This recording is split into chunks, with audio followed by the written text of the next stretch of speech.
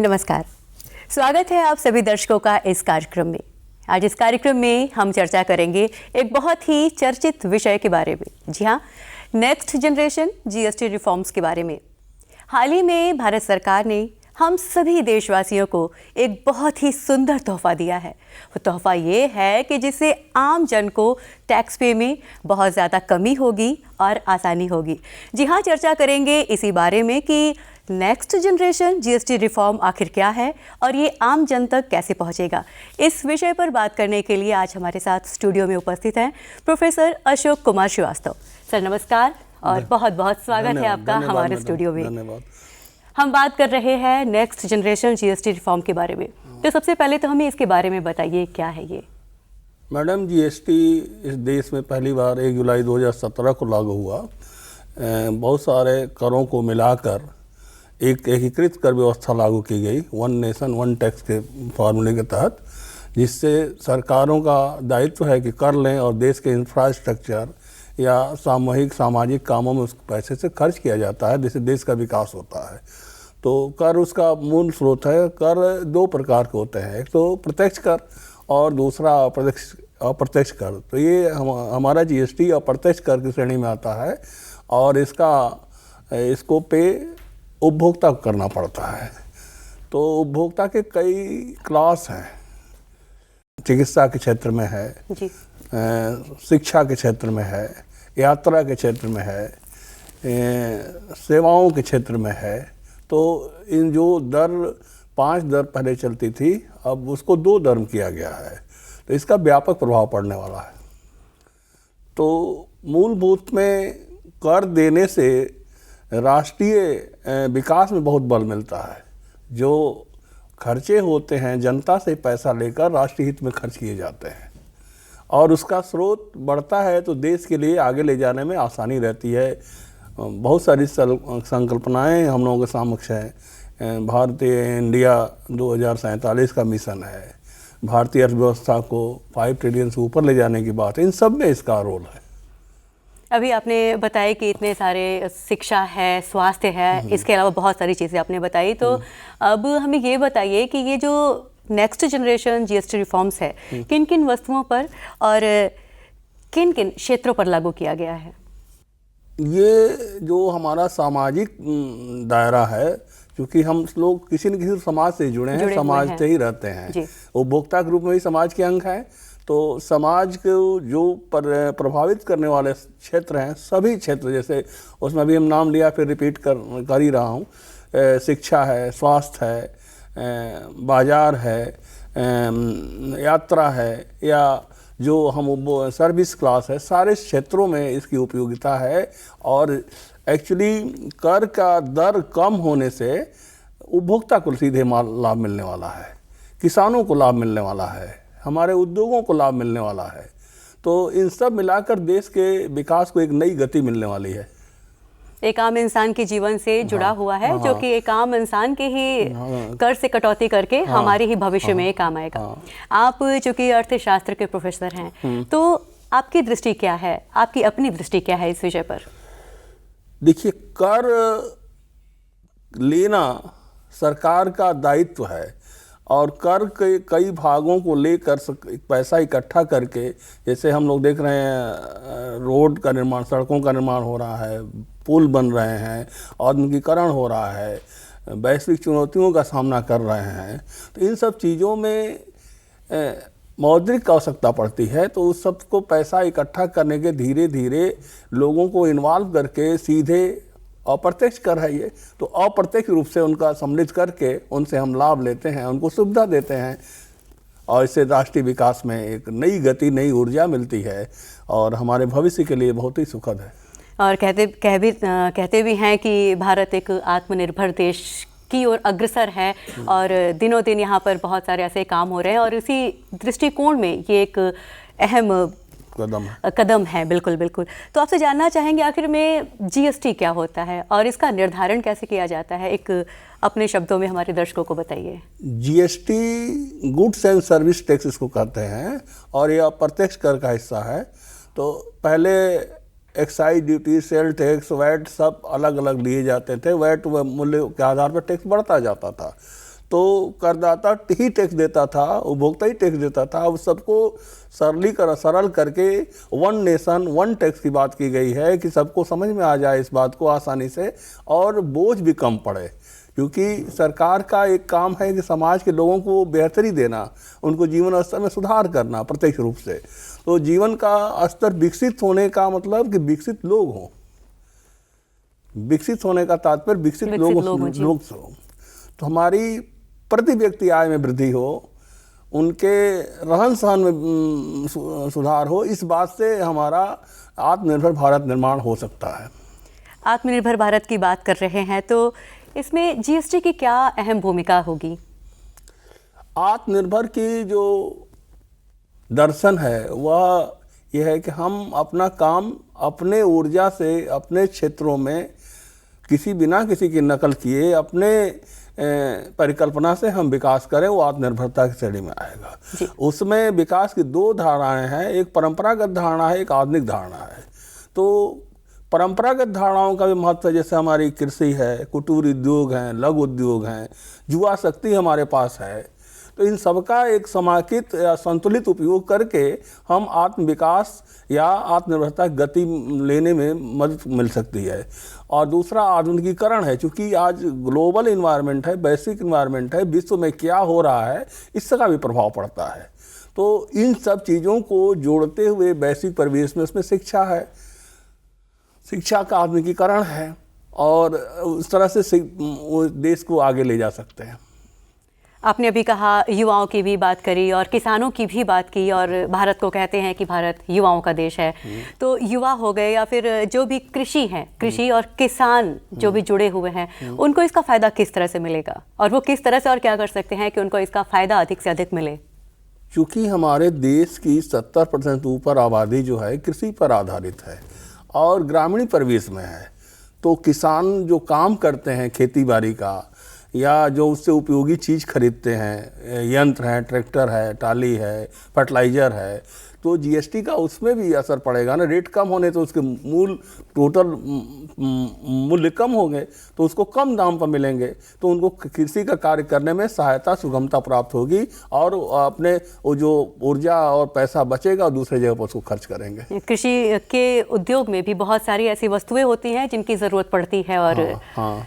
तो हम इतनी अच्छी हमारी परिचर्चा हो रही है, आप एक अपने दृष्टिकोण में बताइए कि अर्थव्यवस्था की दृष्टि से इसे देखा जाए तो फिर जन जन तक इसका लाभ कैसे होगा और सरकार ने किस तरह से इसे लाने में इसका सहयोग रहा, वो बताइए। देखिए, अर्थव्यवस्था और समाज एक दूसरे से मिले जुले हुए पहलू हैं। कोई भी काम करते हैं तो उसका समाज पर प्रभाव पड़ता है। तो अर्थ भी एक बहुत प्रभावशाली तंत्र है। हम लोगों के जीवन में 4 उद्देश्य बताए गए, अर्थ, धर्म, काम, मोक्ष। तो वो तो 2 बात है, हम अर्थ पर ही बात कर रहे हैं। तो अर्थ पर बात कर रहे हैं तो अर्थ का मतलब ये है कि हम जो आर्थिक परिवेश हमारा है, आर्थिक आधार है, उसमें सुधार हो। क्योंकि अभी जो बात हो रही किसानों की, उद्योगों की, सामाजिक संरचना की बात हो रही है, तो जीएसटी का दर का जो कमी हो रही है, 5-7% से ज़्यादा की मार्जिन होगी, वो मार्जिन उनको उपभोक्ता को दाम में उतने से कमी हो जाएगी, उतने 7% 8 से कमी हो जाएगी, तो उनको कम दाम 7% पे कम पहले से कम मिलेगा, तो उपभोक्ता आराम महसूस करेंगे। एक्चुअली हम सब लोग बाजार से प्रभावित हैं, तो बाजार तो जाना पड़ता है ना, कुछ खरीदने के लिए बाजार जाना पड़ता है, जाना पड़ता है। तो ये सीधे से उस व्यवस्था को, बाजार को प्रभावित करेगा और चीज़ें हमको सुगमता से प्राप्त होंगी। विकसित भारत की भी बात हो रही है यहाँ पर, आप बहुत अच्छी हमारी परिचर्चा। तो विकसित भारत में ये जन जन तक ये जो भी हम लेके आ रहे हैं, तो कुटीर उद्योग और लघु उद्योग, जो कि माननीय प्रधानमंत्री मोदी जी की भी ये अपनी एक उन्होंने कहा कि हमारा खुद का स्टार्टअप हो, तो जो इस तरह से जो अपना काम शुरू कर रहे हैं, जो छोटे काम हैं, लघु उद्योग, कुटीर उद्योग, उनको इसका फ़ायदा किस तरह से मिलेगा? एक्चुअली माननीय प्रधानमंत्री मोदी जी की जो परिकल्पना है, स्टार्टअप की परिकल्पना है, वो हमारे देश की स्थिति को ध्यान में रख कर रखा गया है। हमारा देश 1 अरब 40 करोड़ से ऊपर लोगों का देश है, तो जो जहाँ पर है वहाँ उसको रोजगार मिले, बिल्कुल। ये क्योंकि एम्प्लॉयड होना तो जरूरी है। अब रोजगार के दायरा को बढ़ाया गया है, रोजगार के में केवल सरकारी नौकरी को नहीं शामिल किया गया है, सामाजिक कार्यों को भी शामिल किया गया है, व्यवसाय को भी शामिल किया गया है, छोटे उद्यमियों को भी शामिल किया गया है, जो ग्रामीण क्षेत्रों के आसपास जो काम हो रहे हैं उनको भी शामिल किया गया है, बैंकिंग की सहायक सेवाएं हैं उनको भी शामिल किया गया है, एजेंसी बिजनेस को शामिल किया गया है। तो कुल मिलाकर ये कहा कि इसका रोजगार का ही दायरा बढ़ाया गया है। तो हमारे दिमाग में जो ये है कि हम बेरोजगार हैं वो भ्रम नहीं रहना चाहिए जी।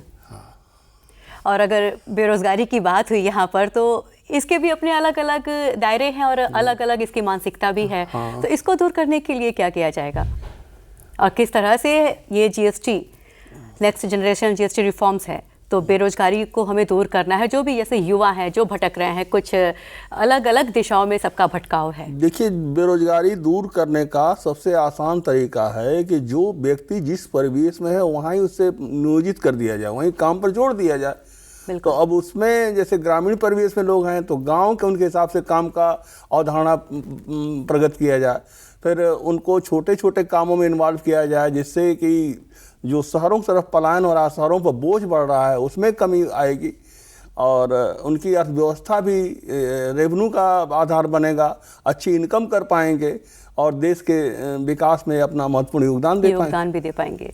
हम बात कर रहे हैं नेक्स्ट जनरेशन जीएसटी रिफॉर्म्स के बारे में। तो इसमें हमने ये जाना कि पहले 4 दरें हुआ करती थी और उस बारे में हमें बताइए 5 दरें होती थी। जी, इस बारे में अपने ही उसमें बताइए हमें।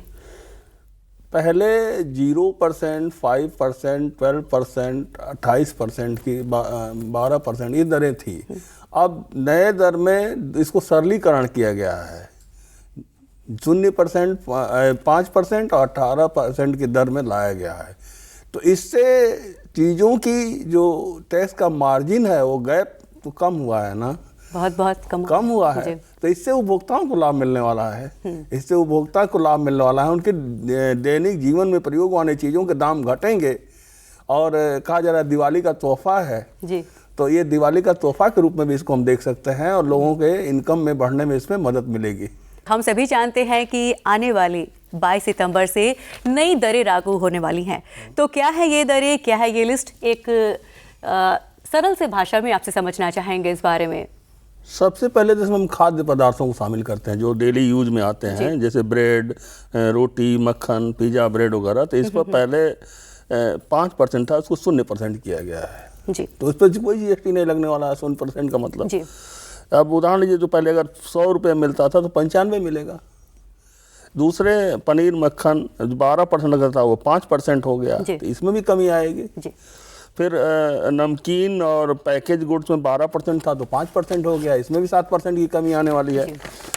फिर 25 रुपये का फुटवेयर अगर लेते थे 12% हुआ तो इसमें 100 रुपये की कमी आने वाली है। इस तरह हर आइटम में धीरे धीरे उससे कमी आने वाली है। मानो निर्मित फाइबर के यार्ड में भी कमी आने वाली, 18 से 12% होने वाले हैं, तो इसमें भी 130 रुपये की कमी आने वाली है। फिर 1200 सीसी पेट्रोल और वो मिनी 4000 सीसी से कम होने वाला है ये वाहन पर, इसमें भी काम होने वाले हैं।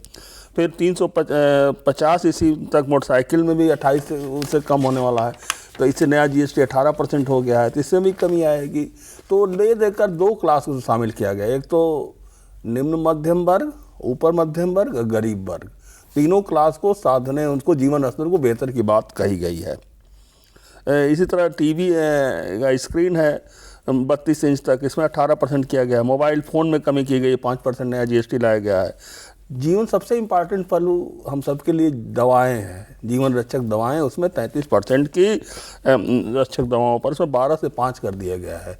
तो जो डेली हमारा यूज जिससे लोग छोटे मोटे बीमारियों को सफ़र करते हैं उसमें बहुत राहत मिलेगी और आम जनता इसको बहुत अच्छा तरीके से लेगी। आम जनजीवन के लिए ये सुकून भरा पल है। और कार्यक्रम में समय भी हो चला है हमारा विदा लेने का, तो चलते चलते हम आपसे बस यही कहना चाहेंगे, हमारे बहुत सारे दर्शक आपको देख रहे हैं, आप उन्हें अपनी तरफ से क्या संदेश देना चाहेंगे?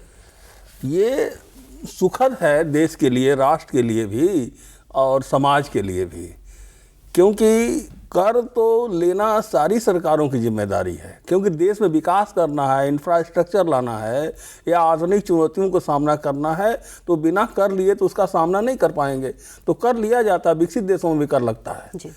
तो हमारे जो देश की अर्थव्यवस्था उसमें गति देने के लिए या इंडिया 2047 के मिशन को पूरा करने के लिए, 5 ट्रिलियन इकॉनमी के लिए या तीव्र औद्योगिकरण के लिए ये बहुत ही अच्छा रोल करेगा और देश का स्वर्णिम भविष्य निर्माण में बहुत योगदान परक रहेगा।